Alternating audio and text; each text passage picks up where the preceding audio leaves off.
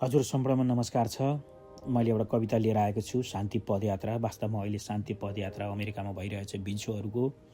अहिले हजारौँ माइलमा उहाँको भइरहेको यो पदयात्राले संसारका मान्छेहरू तानिरहेको छ।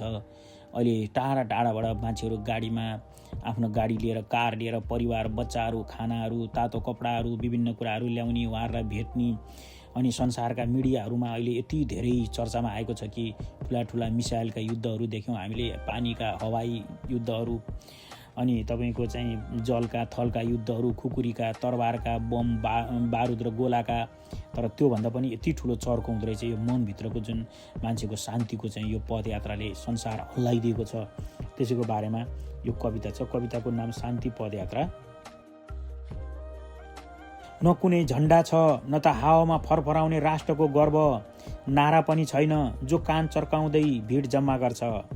छ केवल नाङ्गा पाइला, धुलोले चुमेका तलुवा, शान्ति अनि आत्मासँगै उठ्ने शान्तिको अनन्त मौन मन्त्र। हामीले इतिहास देखेका र लेखेका थुप्रै युद्धहरू घोडाको टापमा आक्रमणका धुवाहरू उडाउँथे, साम्राज्यहरू तरबारको धारमा उभिन्थे। तर यो यात्रा न त घोडाको टापमा छ, न त सिंहासनको चक्रमा उभिएको छ। यो त बुद्धले बोधि वृक्ष मुनि आफ्नै मनसँग लडेको त्यही क्षणको निरन्तरता हो। कासाय वस्त्रभित्र हिँडिरहेको छ हजारौँ वर्ष पुरानो तिब्बती हिमाल, जहाँ हिउँले पनि करुणाको ताप बोकेको हुन्छ। यी भिक्षुहरू धर्मको बजार लगाउन निस्केका होइनन्, न त आत्माको ठेक्का लिन, न त पद, पैसा र पावरको लोभमा निस्किएका हुन्। उनीहरू त मनभित्र युद्ध विराम भित्र बुद्धको ज्ञानको ज्योतिको उज्यालो सडक सडकमा बाँड्दै हिँडेका छन्। उनीहरूसँगै एक कुकुर, न त बौद्ध, न त हिन्दू, न त क्रिस्चियन, नाम मात्र छ। आलोकको अनन्त उज्यालो, उनीभित्र बलेको बुद्धको ज्ञानको उज्यालो।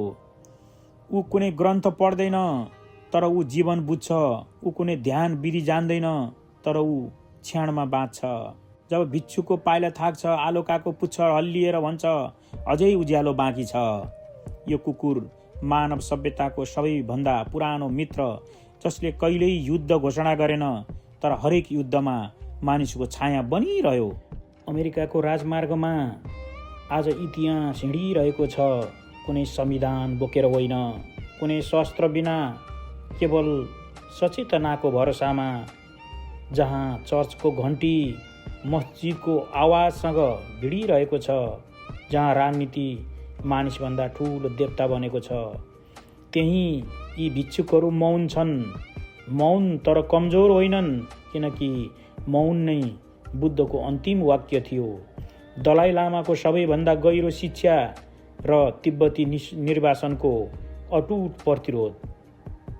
एक भिक्षुले खुट्टा गुमाउँछन्, तर यात्रा गुम्दैन, किनकि यो यात्रा शरीरको होइन, चेतनाको। यो यात्रा राज्यबाट सुरु हुँदैन, यो त एक व्यक्तिको सासबाट सुरु हुन्छ।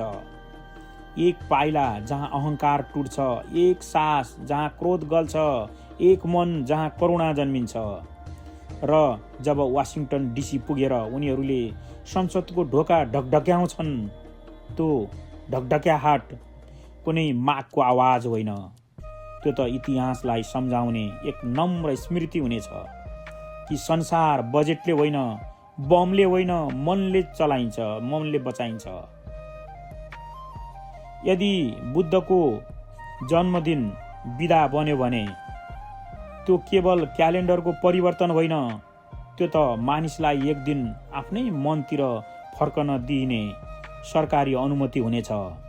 यो यात्रा यहाँ समाप्त हुँदैन, किनकि जहाँ जहाँ कुनै थाकेको आत्मा आलोकाको आँखामा आफ्नो उज्यालो देख्छ, त्यहीँबाट फेरि एउटा शान्ति यात्रा सुरु हुन्छ।